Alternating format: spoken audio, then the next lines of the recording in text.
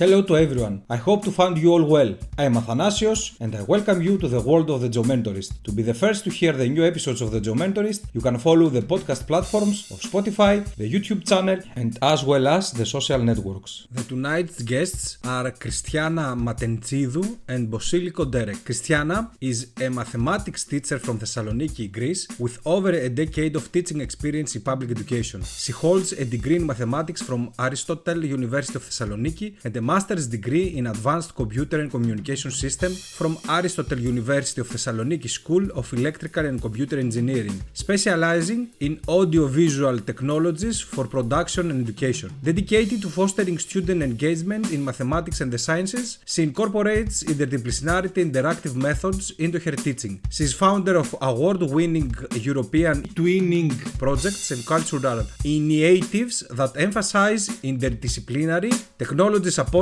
learning following the contemporary advancements. As a presenter at national and international educational conferences, she shares good practices for STEM education and sustainable development that promote science and technology education, future skills development and international cooperation, preparing students for the challenges of a technology-driven future. Outside the classroom, she practices the Japanese martial art of ninjutsu, plays the guitar and enjoys traveling and lifelong learning. Bosiljko is also a mathematics teacher and advisor of physics. He was born in Zenica and he is a professor of mathematics in physics after graduating from the Faculty of Education in Mostar. He deals with the usual task of every mathematics teacher on a project basis oriented teaching. He participated in a number of different international projects like Ingenious, GoLab, NextLab, Arete, various eTwinning and Erasmus Plus projects. As an ambassador of the scientific community in the Republic of Croatia, he held a series of lectures and workshops at various national and international events gatherings. The goal of his work is to present innovative ways using new technologies in education, how to start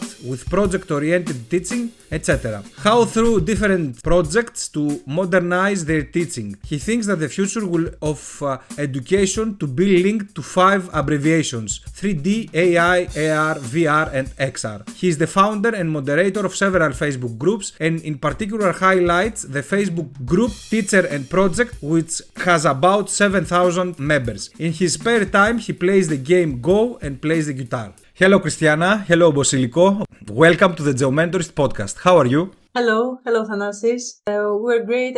Thank you for having us here, for giving us this opportunity. It's the first time for me to do something like that and I'm very glad about it.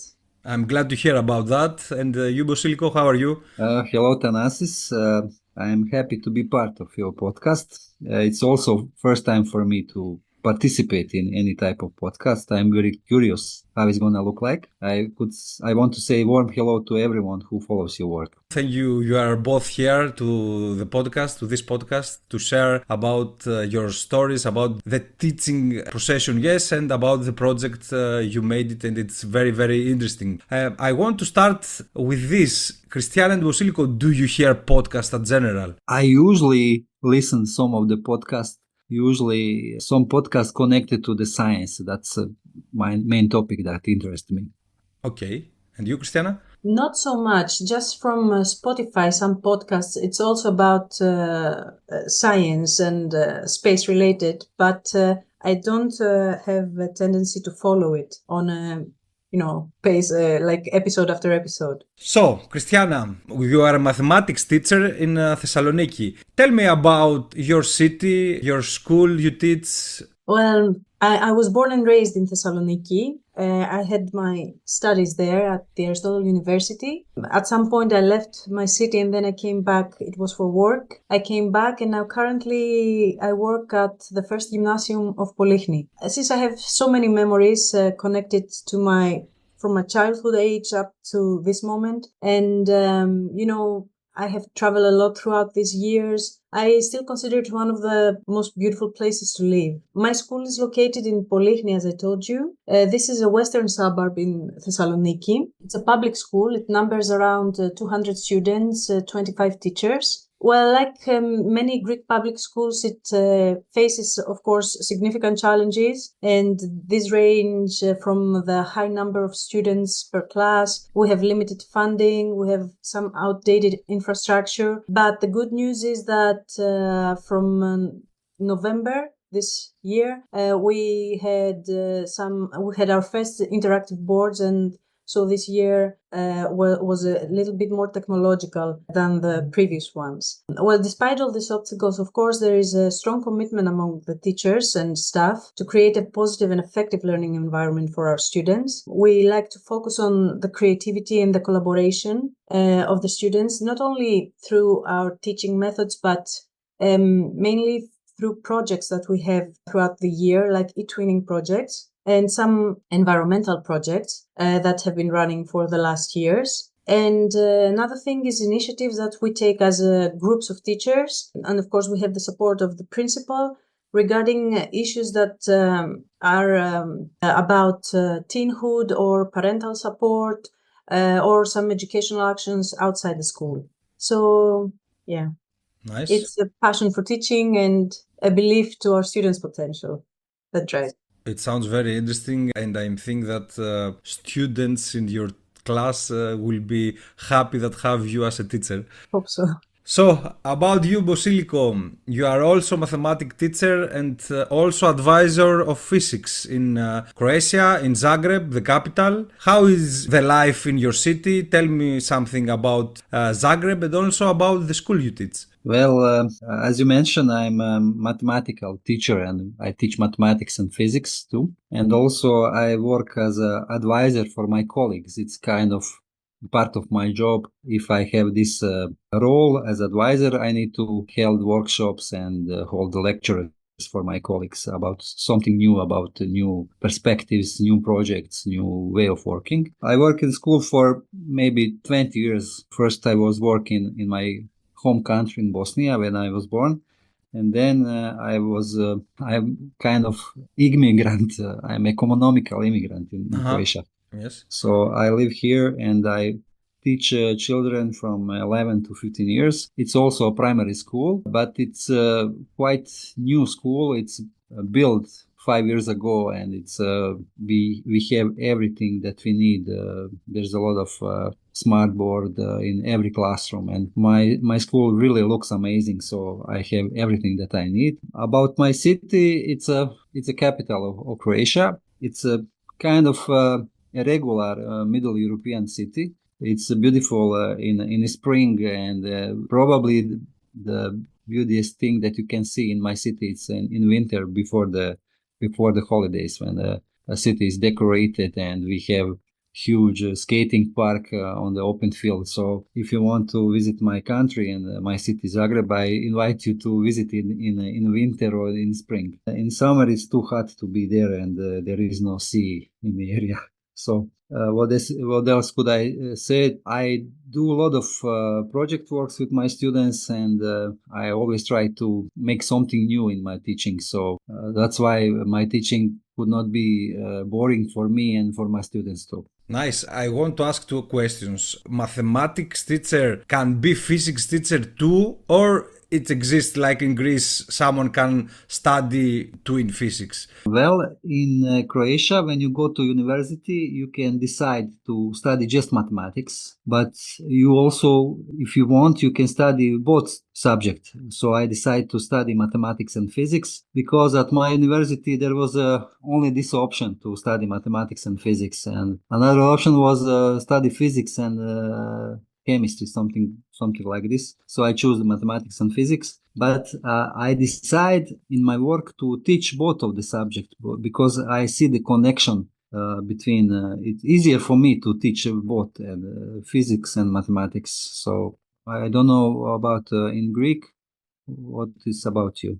How do you have it? Christiana? Well, for us, it's the mathematics school, and the science school is different. And when you study mathematics, it's mainly academic. The subjects is totally different level. It's not like you're going to be a teacher. You can have different career opportunities from there. But if you want to be a teacher, it's also an option from this point of view, from the school.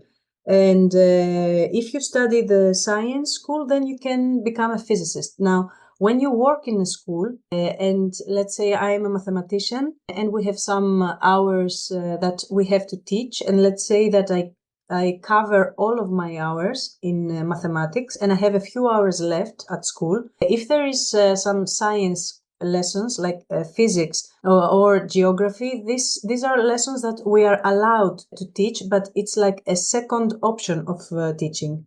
It's a second option to teach physics, and a third option, let's say, to teach geography. Yes, I yes.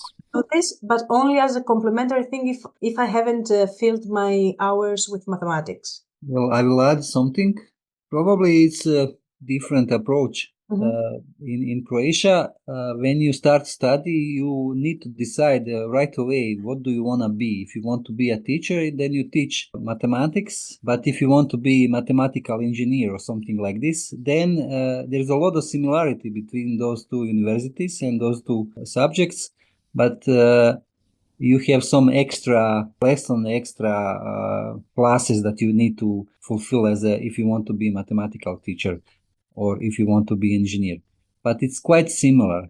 For me, I teach last 20 years all the time mathematics and physics. So for instance, I have 20 lessons on weekly. I teach 12 lessons of mathematics and 8 lessons of physics. And it's not some kind of second option. So it's kind of equal for me to be a mathematical teacher and a physical teacher also. It's usual to have two topics. If you want to be a teacher, you usually finishing two topics, two subjects, mathematical and physics or some other combinations. I understand. About Zagreb and Croatia, I never been in Zagreb and I want to visit. I was in Dubrovnik before a few months and I was excited about the old town and the city. Also Croatia, but it's in the north, and the geography, the scheme of Croatia, it's something wild, how it's the seaside and how hug the Bosnia country somehow. Well, it's quite peculiar, this geography, and Yes. it's a really small country. Croatia is really small, but you have these three totally different regions. For instance, this it was in the part of Mediterranean part of the Croatia, so a lot of cities on the Croatian shores, for instance, Dubrovnik, Split, Trogir, Zadar, they look a lot of similar, and they look just like other Mediterranean cities. Dubrovnik is special; it had these huge medieval walls and looks amazing. But also you can see a lot of similar cities through the shore. But if you go to the mainland, you can see this Slavonia is really flat area. It's totally flat. It's a lot of agriculture there. It's beautiful. But in the middle of the Croatia, between this Mediterranean part and the mainland, it's called Gorski Kotar. It's mountains. It look like just Alps, and it's a lot of snow. And I think that's the beauty part of Croatia. So you can travel only a few kilometers, and you switch from Mediterranean to the Alps and into the flat surface. And there's a lot of heritage. A lot of background. You mentioned Dubrovnik. Next to the Dubrovnik, southern of Dubrovnik, it was some of the ancient Greek settlement or basis for the settling this part of Croatia. So a lot of mixture, different culture, different influences there, and you can see, if you like history, you can see a lot of history in every city on the Croatian shore. And that's interesting too. Bosiljko, have you ever been in Greece, in Thessaloniki or in Chalkidiki that is nowhere else?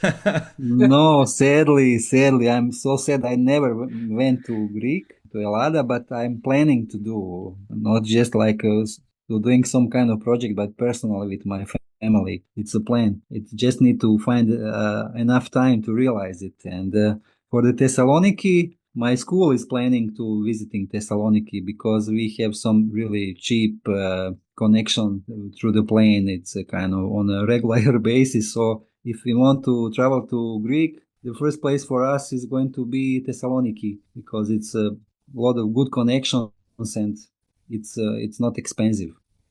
Uh-huh. Yes, and Thessaloniki citizens and the people from there, Christiana, it says Chalkidiki is near the seaside. It's a beautiful places. And about geography and not only. And, they say, we say, like Chalkidiki nowhere else. It exists that, Christiana, or no? Well, yes, it's a saying here. And truth is that it's a very, very beautiful place, Chalkidiki.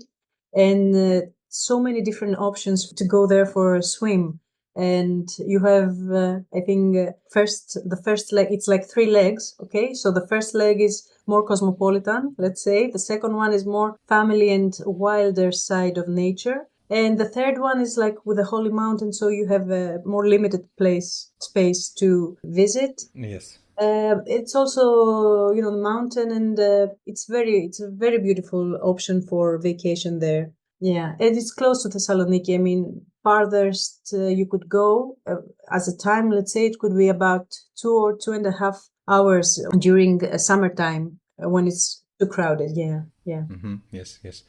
So, I want to ask why you decided to be teachers and a special mathematics teacher, and what was your influences about being teachers? Well, to tell you the truth, I cannot give you the answer that I dreamed all my life to become a teacher. Actually, I wanted to become an astronaut, to be honest. But truth is that I love mathematics. I love to help whenever I see that someone struggles either with math problems or problems in general. I like to provide solutions in a way. So back then when I was at school, I didn't think that I would return back to school again as a teacher. I loved mathematics because of 2 people in my life. They were 2 mathematics teachers that I had in the last years of high school. Very beautiful people, beautiful minds, with always challenging me to push my limits further. And I really liked this challenge, and I really thank them for that. The reason why I studied math is because of its applications, and mainly because of the analytical way of thinking. I like this way of thinking. And applications, they apply almost everywhere in our real life. You can see them from computers, from weather prediction, space, gaming, gambling, whatever, medicine, music, everywhere. And when I was a student, in high school, I was fascinated from, the cinema and special effects world. I wanted to get involved with the special effects world, but, the background, not the graphics session. So I thought that studying this thing, it wasn't something back in the years that you could do in Greece. You had to go abroad. And what I thought back then was to find out what are the basics for this thing, and it was programming and mathematics. So I chose mathematics because I thought that it could give me many more options. Being a student and having more experience after studying, and maybe change direction and do whatever I like if I have the mathematics as a basis. So this was the reason for me to choose it. But when I finished my studies, a couple of years later, it was the Greek crisis. So for me, teaching became a career choice. And I took it after passing some national examinations for teachers, and having succeeding in them, I was selected, and I was placed in some part of Greece anyway. So being a teacher then helped me realize that there is something to this thing that I really love. And what I loved was the interaction with students. These moments when they understand something and, they are glowing, their faces are glowing. The appreciation moments after some time passes by, maybe years later, that they found you and express how they think and express the gratitude towards you. Also, a very important thing is the opportunities that we are given as teachers through this job, because we have the chance to connect on a European level, have collaborations with European schools, meet like-minded professionals like Bosiljko and other professionals that I have worked in the past with. They are both from other parts of Europe, but they can be from Greece, within Greece. The opportunity to grow anyway as a teacher, for me, these are factors that make me realize that I really love what I do. And it's challenging every year to come up with something different as a project, to work on and have your students work on it also. What about you, Bosiljko? Well, for me, when I was young in a primary school, when I was 7, 8, 9, 10, 11 years old age, I used to help to my friends when they have some issues, when they have problems with mathematics, physics, chemistry. So it was some kind of natural for me to follow this type of working. I remember I have a friend. We was in high school, and he has really difficulties with mathematics, because if he learns something today, until tomorrow he forget everything. So it was really a challenge for me. So I decided to help him, and so I get up really early, like said, in 5 in the morning, go to his house before we have school and exams. We study together. I help him. We go to school about 8 o'clock. He have a test and pass the test, and was the only way. So when I was young, it was usual for me to help people. I want to help them. It was regularly. So when I entered university, I thought that studying mathematics and physics, it will be easiest thing for me to do. I was thinking for everything that I could study, that's the easiest part for me. It was not so easy, as I mentioned. Of course. I also, as many of us, I was influenced by my math teacher, actually father and a son of math teacher. The father was this old math teacher. He was teaching me mathematics in primary school, and his son was also mathematics teacher, but he works in high school. So when I was on their class, I have this feeling that I'm special, that I can do more than other students can do. And my teacher, he always emphasized these things. So I feel that I have some kind of magical power. So when I look at other children, I see how they're struggling, and for me, it was so easy. So right now I'm teaching for more than 20 years. I love teaching. But just like Christiana mentioned, this bureaucracy, it's quite annoying. And from year to year, we have it more and more. I love my job. I probably choose the same career again. But right now, in these days, I appreciate if I have some kind of assistant or some kind of robot who will help and do this paperwork for me. Soon, I guess, digital assistants maybe will exist. Who knows? Yes, I understand. I want to ask you, Bosiljko. I read to your CV that you think that the future of education will be linked to 5 abbreviations. Okay, 3D, AI, AR, VR, and XR. Tell me a few words about this and why you think that. Well, I could say that I'm curious. I always like new gadgets and new technologies and new kind of technological solutions. But in a recent year, I have an opportunity to experiment with augmented reality, and I participate in one of the projects. And in this project, I could see these new workbooks that we could use in future. So I see this advantage that this type of technology gives us. Also, I have a group of students. We work with the 3D modeling and 3D programming. That's basically because I'm interested in those types of technologies. I could see that a lot of things in the future will be connected to those things. For instance, 3D printers. Right now, in those days, they are just like this regular printer for the documents that we use on the paper. They was maybe 20 years ago. They was expensive. Only few people got it. But nowadays it's common that you have this regular printer that you didn't even think about it. Maybe nowadays the colors for the printers are expensive than the printer itself. Mm-hmm. So I think that those abbreviations, these 3D, AI, AR, VR, XR, these are a type of technology that we're going to use in the future. and I want to be part of this future. I think that this type of technology could spark some kind of additional interest among our students. My lessons when I teach and I use some of this type of applications, they are become more engaging, and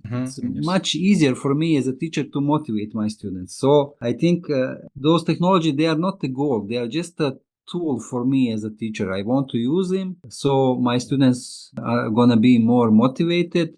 And you as a teacher, most important thing for you to motivate your student. If you have motivated student, that it's quite easy to be a teacher.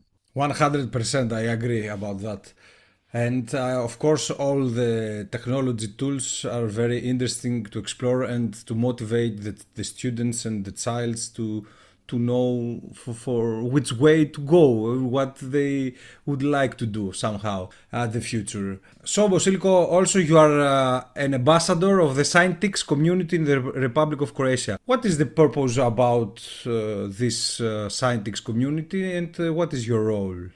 Well, I've been involved in the scientific community for many years, maybe more than 10 or maybe 15 years, even more. For me, in the beginning, it was opportunity for me to join a practitioner, to join with a group of teachers who have much more experience than I do, and a group of teachers from which I could learn, and just observing what they are doing. So this was my first goal to them. But I realized that Scientix, it's excellent platform for everyone anyone among us teachers who want to collaborate on some different project. It's a platform in which you can find new projects, in which you can find published, finished projects, and if you explore the projects, you can find some kind of good materials for your daily teaching and good ideas.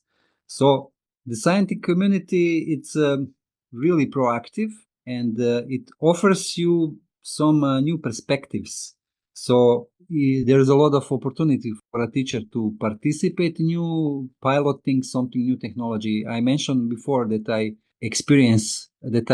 explore augmented reality. It was through Scientix. I participate in one pilot program in which we use a new software and new workbooks with the augmented reality. So it was for me opportunity to try something new in my teaching. So it's I could say that Scientix not only support the exchange of ideas, but also provide a space for experimentation, space where educators can explore and implement these new cutting-edge technologies and methodologies. And they are always keep up with the new trends in education.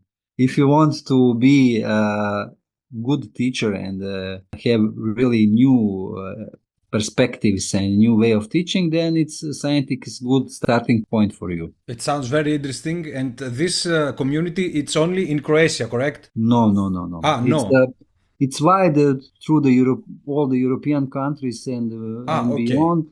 I meet a lot of colleagues from Greeks from different European countries through the Scientix. They have webinars, they have some workshops for the teacher. They can participate on the site. They also organize some conferences, and they also give financial support for a teacher who want to participate in some of the activities that Scientix provide. There's also a big community of Scientix teacher in Greek also. I know few of Scientix ambassadors from Greece. Christiana, you incorporate interdisciplinary and interactive methods in your teaching, and also you enforce the cooperation between sciences and works. Tell me about that methods you use. And actually, now that I was listening to Bosiljko talking about Scientix, this community is exactly about that, actually. It's a very active community, and interdisciplinarity, I think, is what characterizes most of the projects. The one that Bosiljko says that are finished and you can use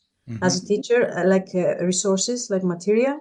Yeah, it's promoting, I think, interdisciplinarity. For me, interdisciplinary and interactive methods are really important because I think that they mirror how knowledge and skills are applied in real-world scenarios. By connecting different subjects, I think that students develop a more comprehensive understanding of concepts and the practical relevance beyond the classroom. For example, the project that we're here to talk about today with the title There and Back Again, A Space Tale. This is a project that we use space to integrate subjects like mathematics, physics, chemistry, geology, engineering, informatics, history, law, and English language because it's the means to communicate with the two countries, I mean. And this is an approach that encourages students to think critically and creatively, and it bridges the gaps between as they think that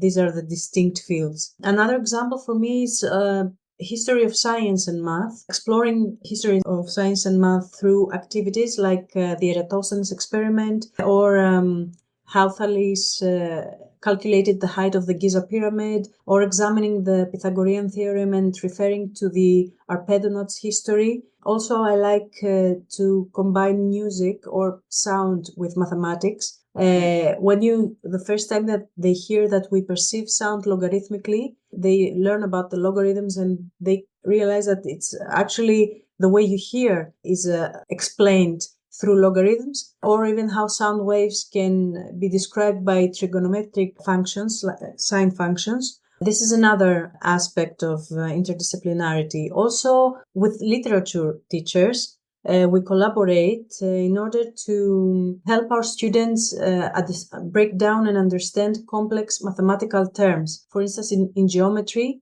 we have terms like the isosceles triangle, isosceles, which at the first time they hear it, it's a strange word. But if you break down the word and you see what words form this, iso and scales, so it's equal and legs, then it makes sense what isosceles is all about. And the other thing that I really like to do is being interactive and have students being interactive throughout the lessons, because I think it's also very important. So we use tools like GeoGebra for dynamic geometry and algebraic function graphs, and interactive videos and educational games. Serious educational games are the ones I like, and I try to create some also. Of course, having students involved with GeoGebra, like have a student sit in front of a computer and perform something, this requires that our school provides this thing. I have worked in schools that we had the option to have access very easily to the informatics lab. Right now at the school I am, it's not so easy because it's a small school. It's very difficult to find time to go there. So I mostly demonstrate with GeoGebra. Students are not so much involved, but hopefully in the future. That's it. And I think also collaboration. I memean, to everything that we do, collaboration is a key component.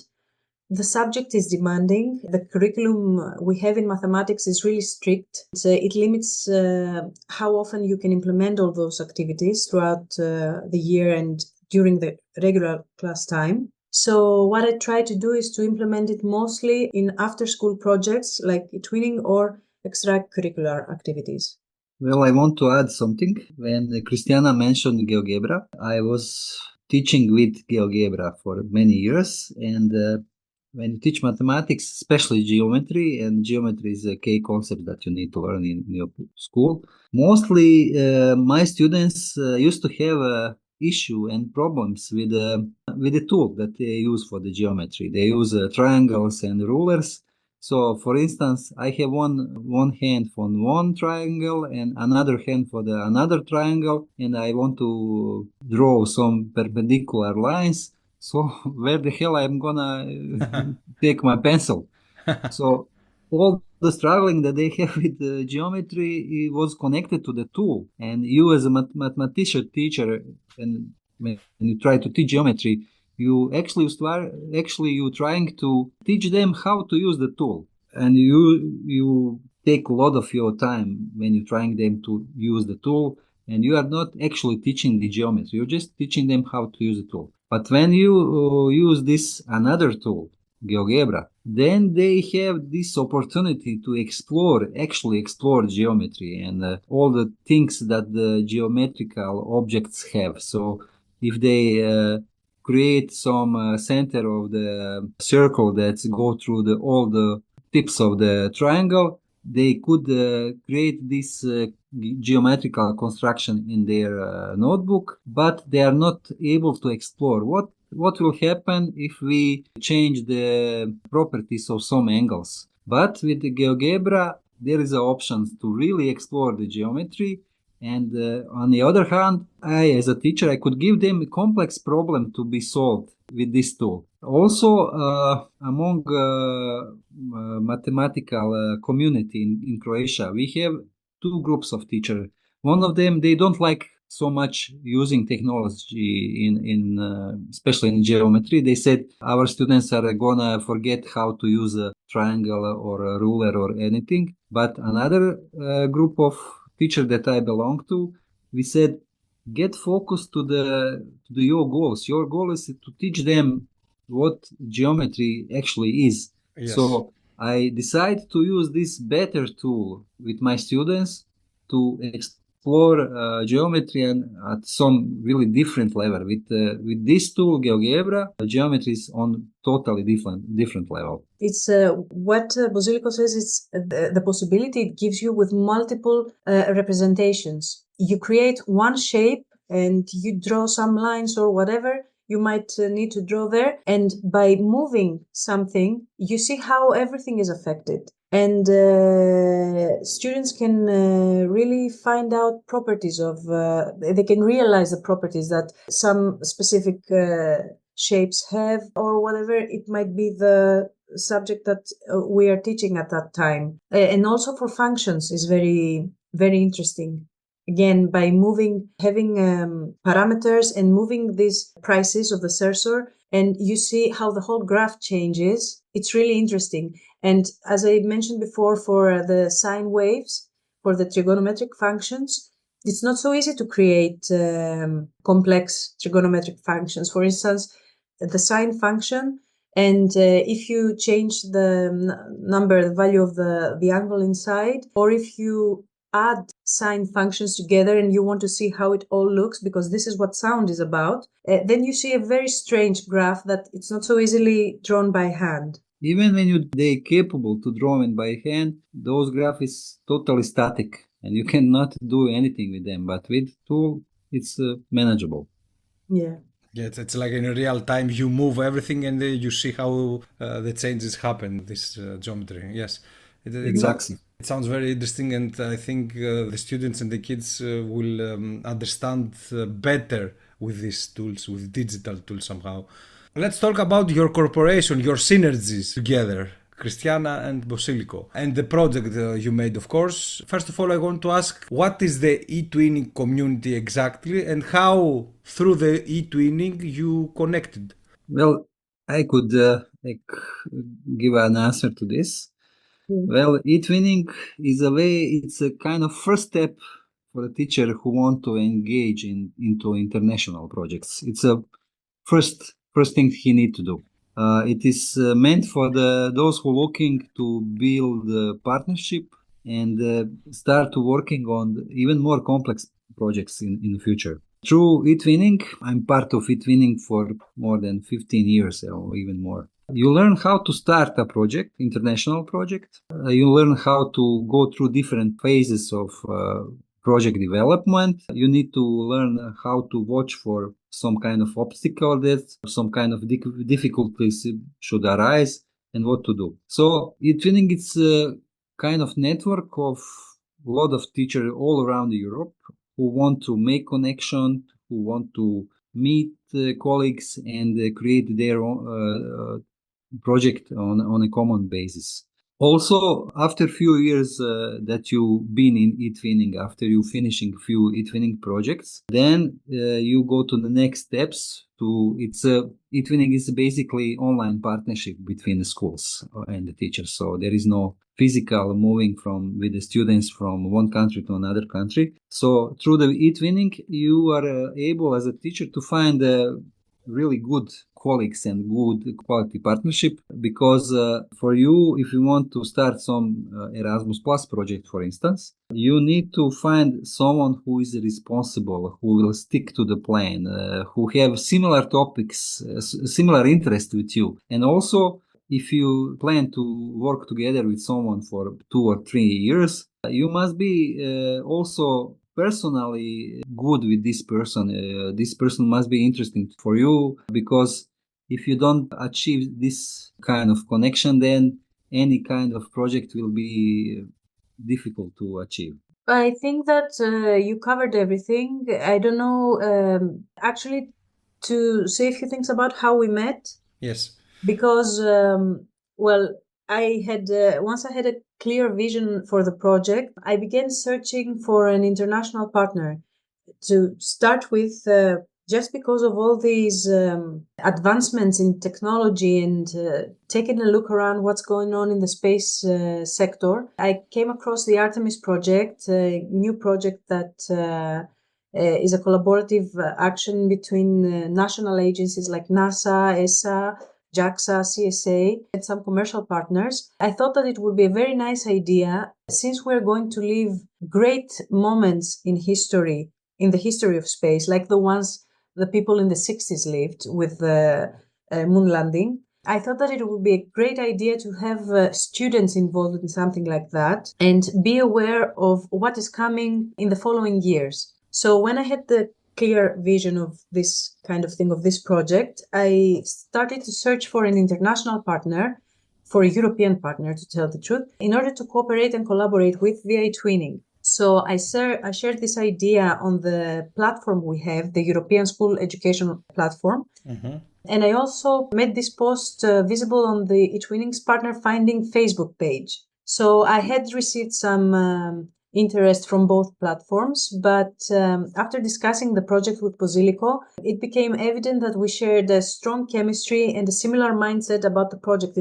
Like he said before, once you realize that you can understand each other and you have a common mindset towards what you're going to do, this is it. So our discussions sparked additional ideas. We refined the project, shaped it into the final form, and it was a collaborative process from the start. And it's very important to have a partner that is so enthusiastic about this as I was.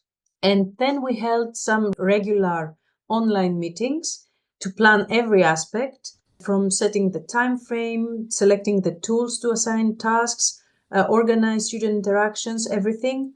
Yeah, so this is how it all went from that moment on. So everything happened by distance. You never meet face to face. Before and during, no, we didn't meet in person. We met this summer in Finland, where we had our project got accepted by the Science on Stage Festival. Is a festival. It happens every 2 years, and it's about presenting projects that really stand out, and it's about science. So we got accepted there, and this is the first time we met in person, actually. Congratulations, I want to say, and I can understand how technology can help in all these synergies, even by distance. I could say that I try a few years before, I tried to participate in the MoonCamp Challenge. I do it with only my students, but through this participation, I realized how these space topics are really important for me. And also, as a scientific ambassador, I was once in Belgium, in Brussels, and we have this workshop with the actual astronaut. It was a girl who was on the International Space Stations, and she spoke to us, and we have this workshop, and she was really motivating, and she said one sentence that really stick into my mind. She said that in few years in the future, maybe 2, 5 or 10 years, humans are gonna be again on the moon again. They will be landing on the moon again. So every one of us should give ourselves question, where you gonna be at that point, at that day, what you gonna be doing at that day. So I realized that a lot of careers of my students, they are probably gonna be connected with something to the space, some kind of, there's a really huge career opportunities for different career parts connected to the space exploration. So I was looking for some kind of way to start some kind of international project, space oriented. So I got really lucky that I see this post from Christiana when she was looking for a partner for such a project. So I said right now, after this time distance, I was really lucky to see someone like-minded who have similar idea about this space-oriented project.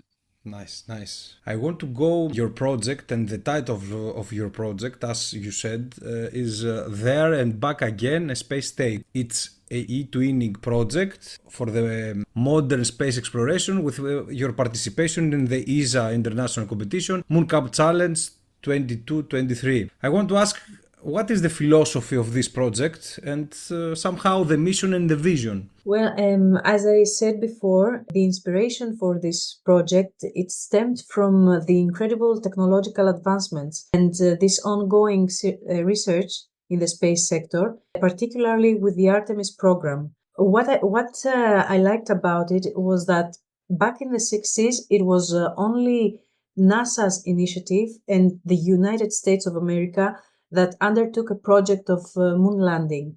And it was the years of the Cold War, so it was this competition with Russia and everything. Totally different perspective about space. But right now, Artemis program it's an international project, and there are also commercial partners. The idea behind this is totally different. They want to go to the moon to establish some kind of habitat there in order to make it easier for further space exploration, and the final mission is to go to Mars. So it's like a gas station on the moon. Let's say the moon is a gas station in order for the next missions to leave for Mars. So I think it's a historic milestone, and we're very fortunate to witness this transformative era in space exploration. So I saw it as a perfect opportunity to involve students in a project that not only educates them about science and technology behind all this, but it fosters their curiosity and it connects them to the broader research festival, let's say, that is happening globally. So by linking education to real-world developments, I think we can inspire a sense of wonder and possibility in our students. And of course, I didn't want to keep it within my school walls. I wanted to make it a European collaboration.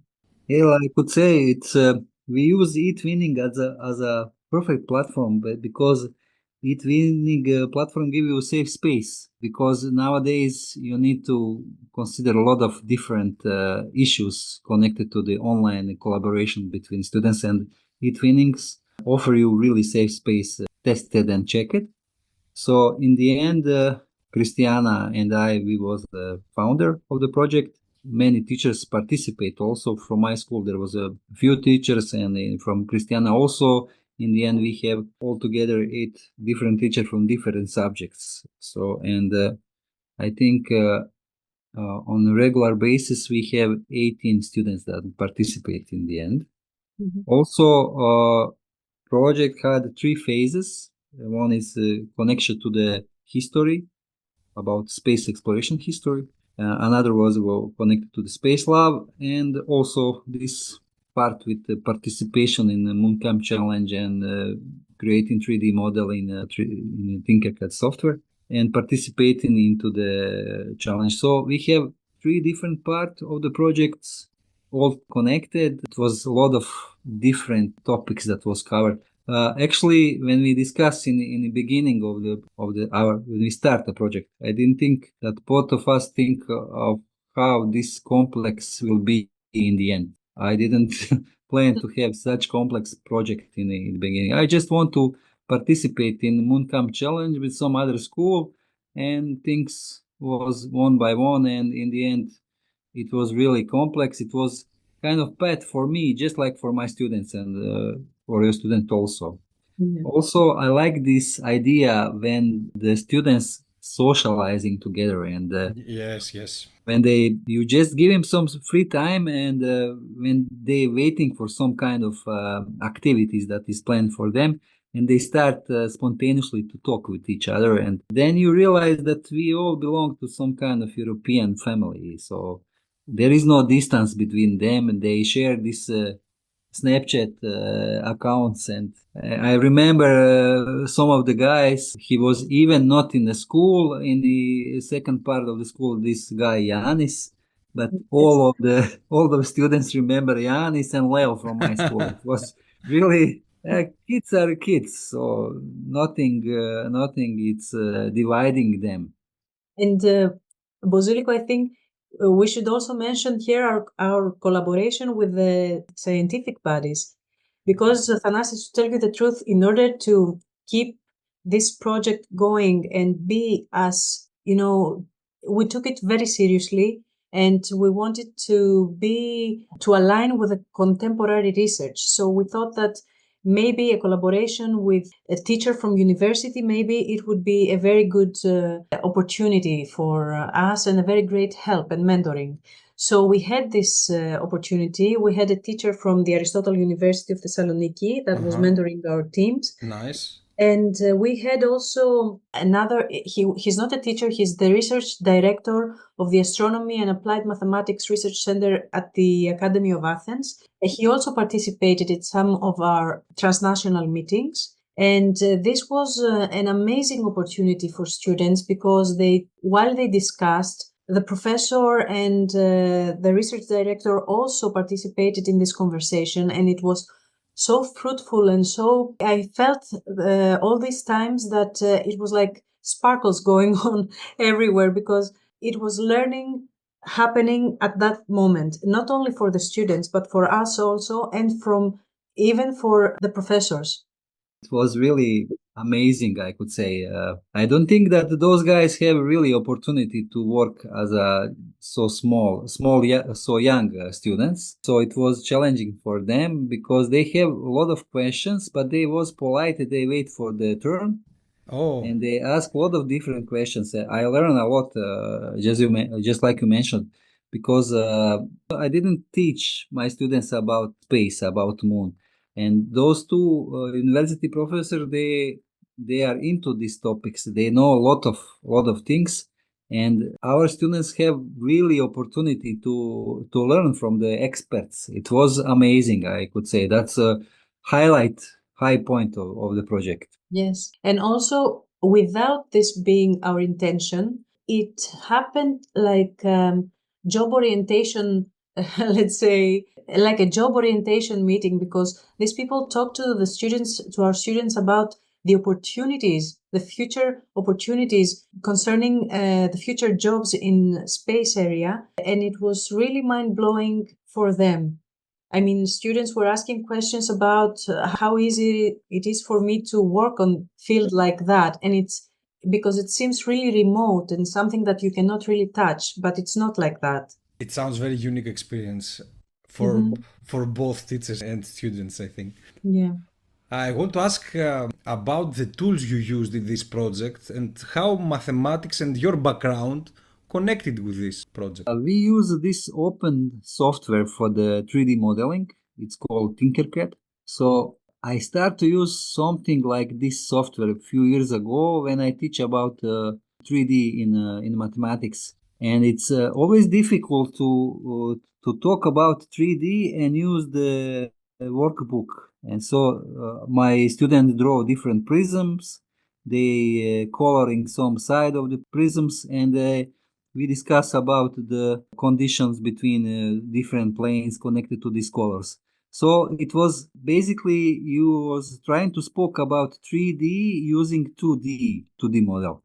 So I switched to the similar software about 3D, and it was quite easier for me as a teacher to use 3D modeling software. So I have some experience with this, and I give them some kind of real world problems. For instance, I give them task to create their small small house in this 3D world. When they create this, they didn't see it as a mathematics and geometry. They see it just like some kind of world problem that they need to, real world problem that they need to deal with. But me as a teacher, I see a lot of mathematics behind.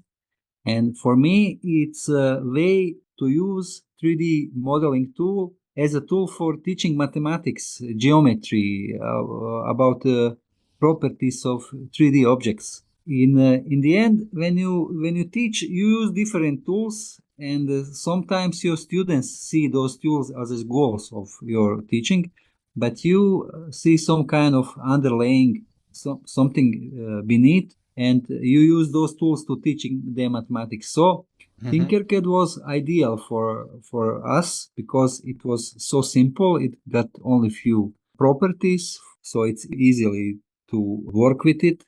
It's online, it's collaborative, and it was perfect for this topic. And also they they have it in the Mooncamp Challenge as a mandatory to use Tinkercad.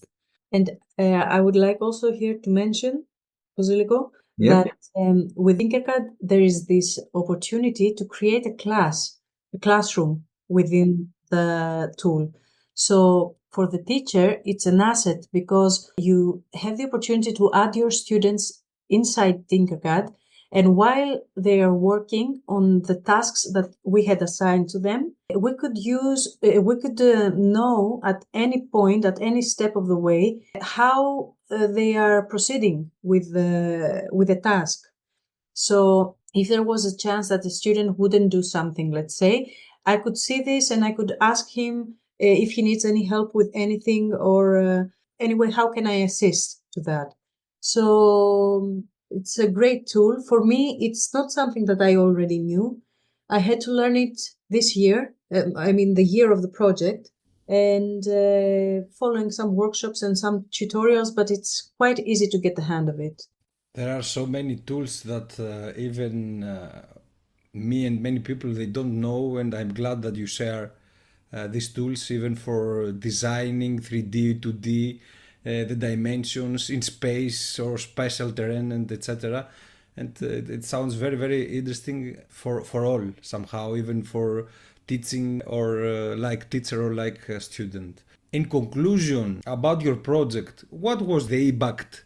And also in the participations, do you have some pros and some cons? I could say that project was quite a journey for me as a teacher, also for my students, actually for everyone that was involved. For our students, it was opportunity to engage with some kind of cutting edge technology advances that we have it now, and explore the scientific research connected to the space industry and the forward space industry. They also have, as we mentioned, they collaborate with university professors, so they have privilege to collaborate with scientific partners, explorers, and they'll have opportunity to learn about possible and future careers that is going to be happening in the future. Also, the project was totally interdisciplinary, and our students work in these transnational teams and in small groups inside of our school. So they learn how to collaborate, not just with the colleagues from the same school, but with the colleagues from a different country, colleagues that speak different language. So they learn how to make a good teamwork, and through this teamwork, they meet and they become friends. So I think they become more European than before. It's kind of fostering this European citizenship. Also, I think that they develop deeper understanding of environment sustainability, because one of the idea of our project was not to do the same mistakes. We made some mistake as a human race on planet Earth, but we don't want to do same mistakes in the future in space. So they realize how important is resources like energy, water, oxygen on Earth and also on the moon. Because if you want to permanently stay on the moon, there is no second option. You need to have everything on site. you cannot go anywhere.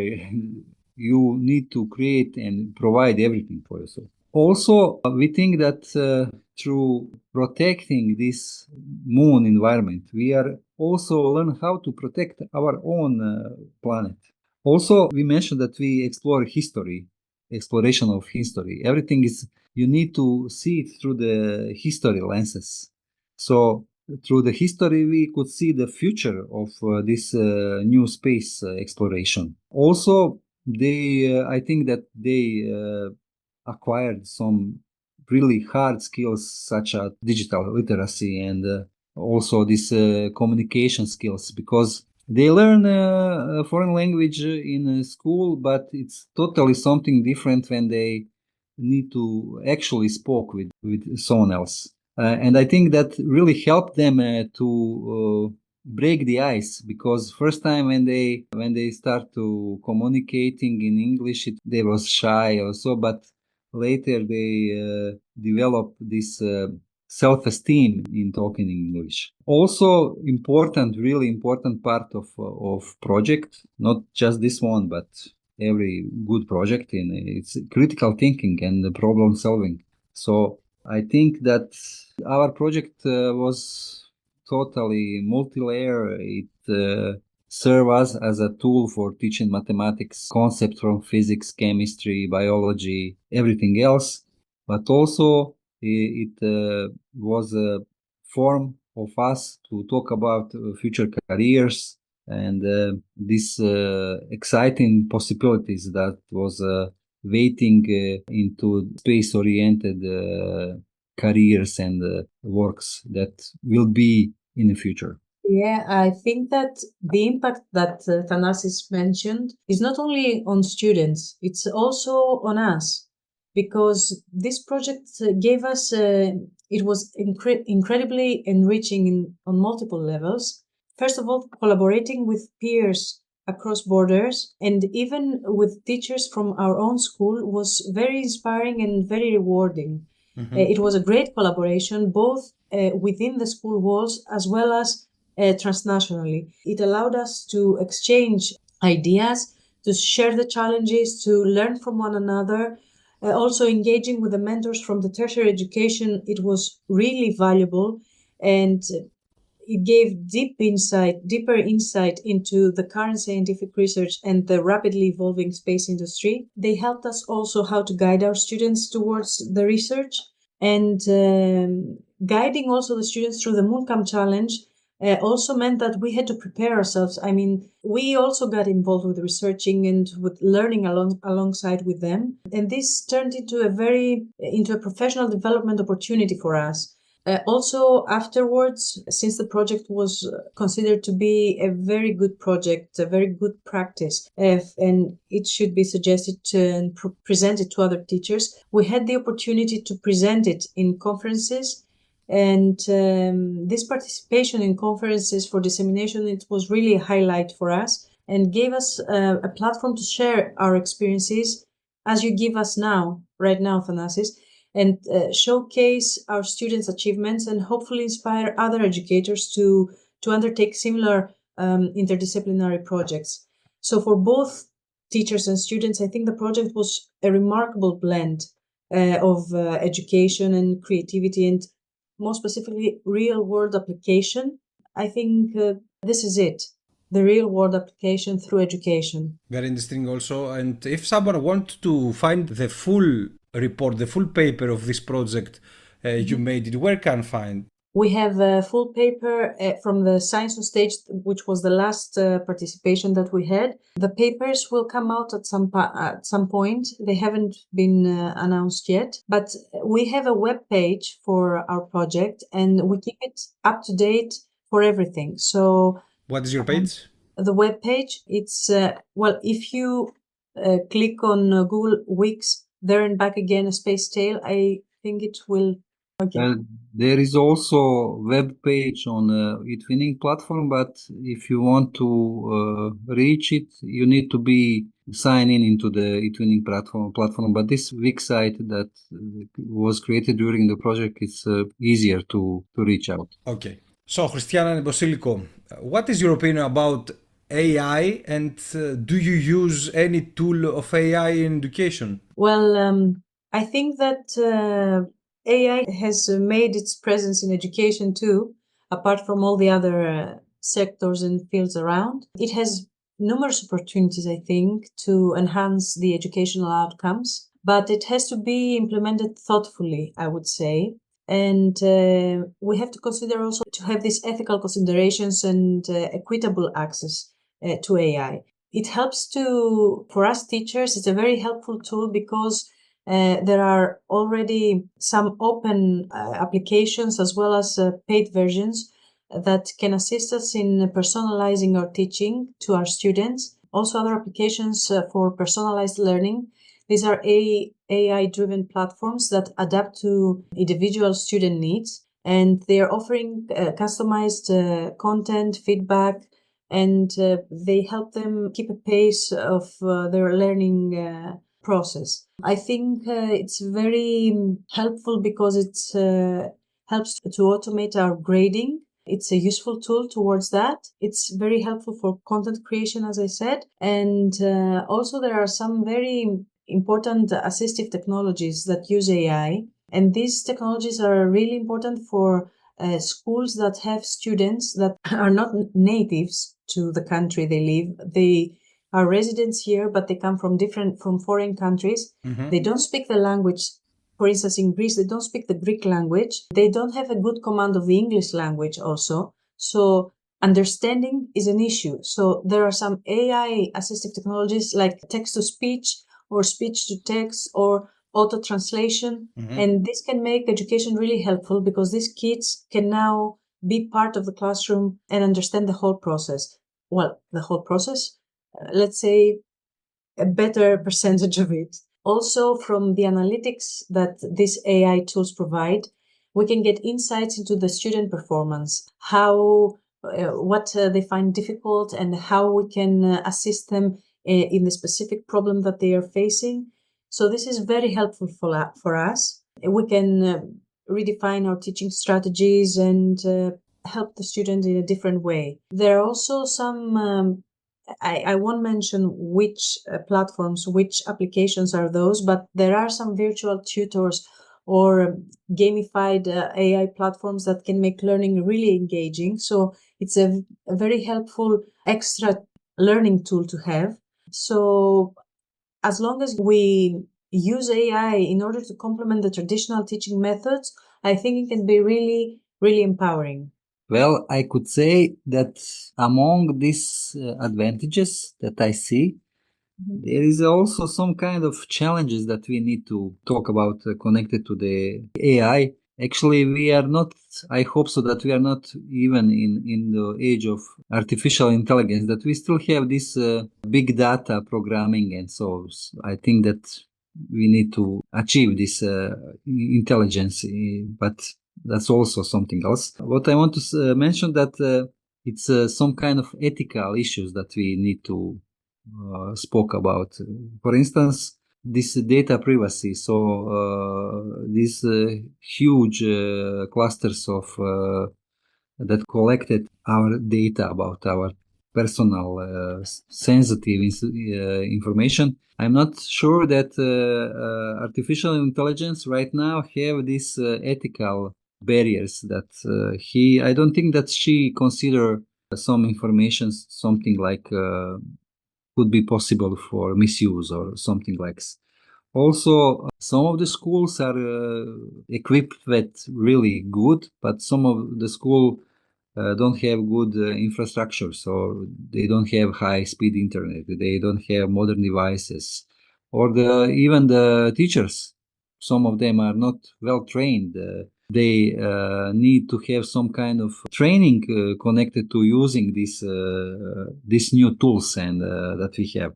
So some kind of digital divide could be happening in the future. Some of the schools who are better equipped with, they will have some faster pace, and school who have less equipped with environment and less equipment stuff, they will not have so much benefit from artificial intelligence because they will not have a resource to use it at all.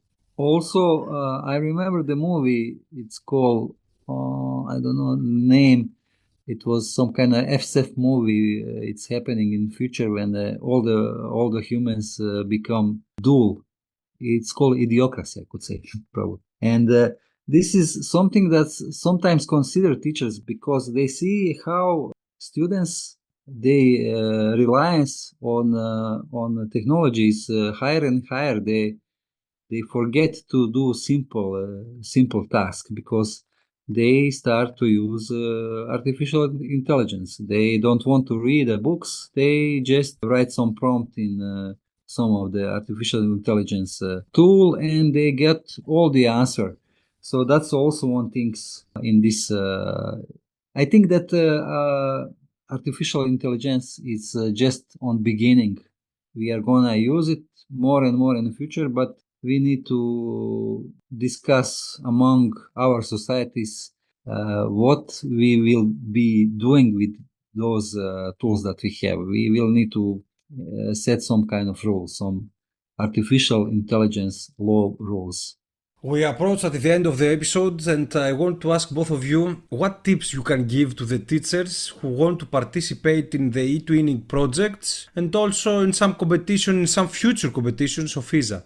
Well, about ESA, first of all, to say the Mooncamp Challenge remained as a challenge until the year that we participated, 2022-2023. From this year and on, it lost the competitive aspect. It's still there on the ESA side, but it's a non-competitive format. It focuses only on learning and creativity without this pressure of competition, let's say.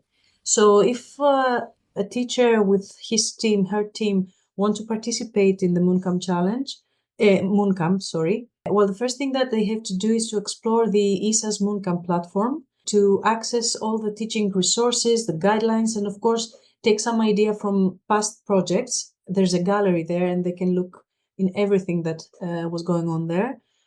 Also to plan the time effectively because there are many things to take into account, like research, the low fidelity prototyping and the high fidelity prototyping, and then the final submission. Also, you can pay a visit and leverage the ESA resources. There are several videos to utilize and presentations and teacher guides and teacher material, already made material that one can use in order to help students understand concepts of the Mooncamp, not a challenge, the Mooncamp project. You can engage experts, of course, invite local scientists to help and mentor the project, introduce, of course, students to the scientific research method. This is another thing that we think was important for the project.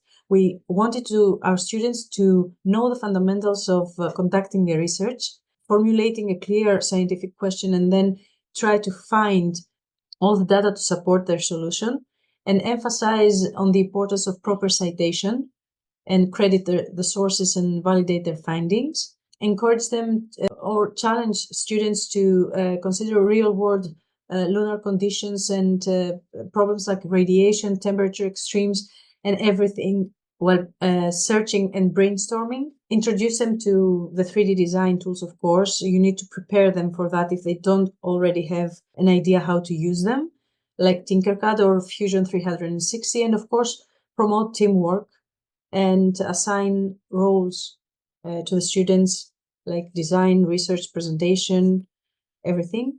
So I think that this is pretty much it. It's basically almost the same, but you need to join a network. So you need to, if you are not already registered on eTwinning, you need to simply connect and register. It's available to every teacher in all around Europe.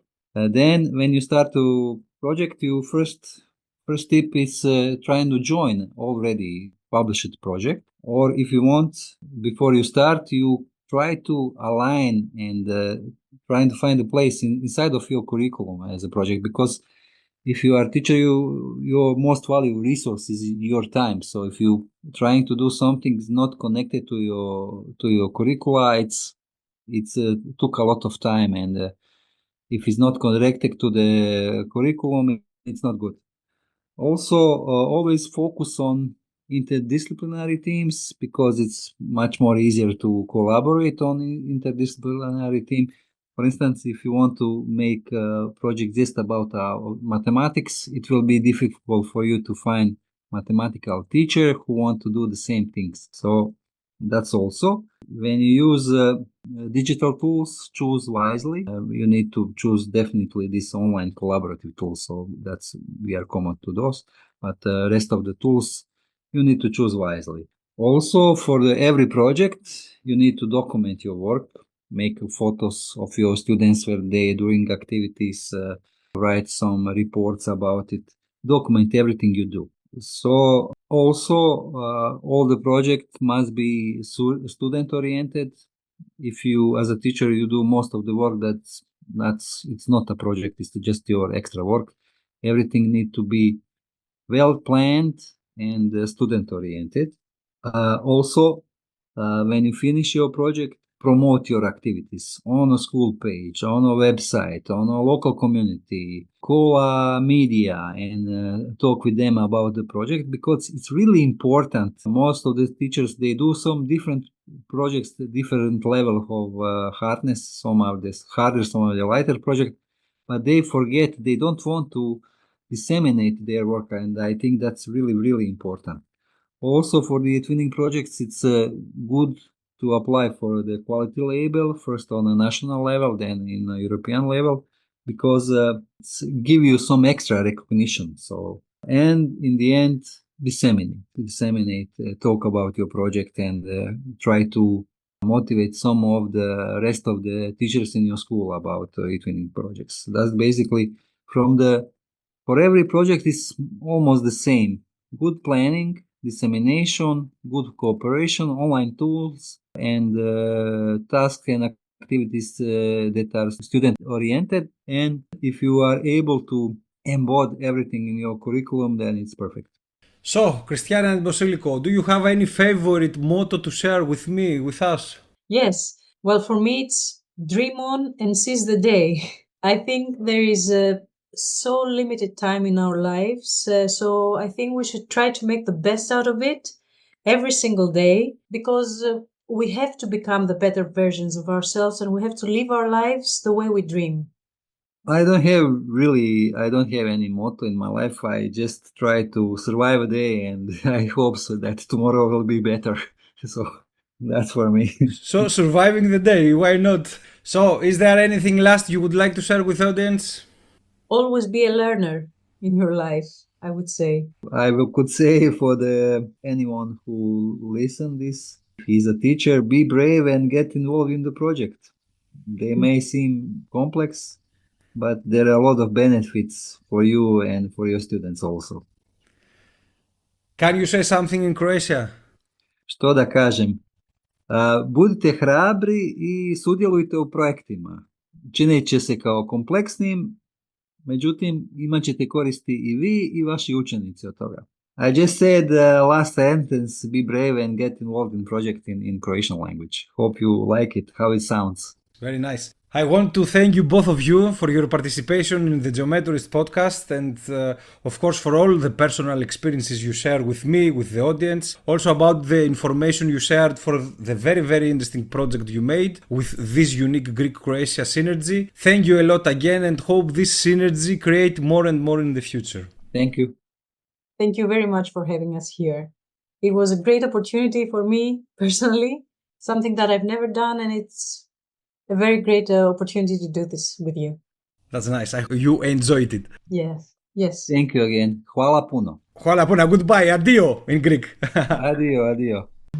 You listened another one episode of The Geomentorist, here where the combination of space creates synergies and interdisciplinarity. You can also support the effort of The Geomentorist Podcast by subscribing to podcast platforms on YouTube channel and as well as on social networks. Goodbye until next time.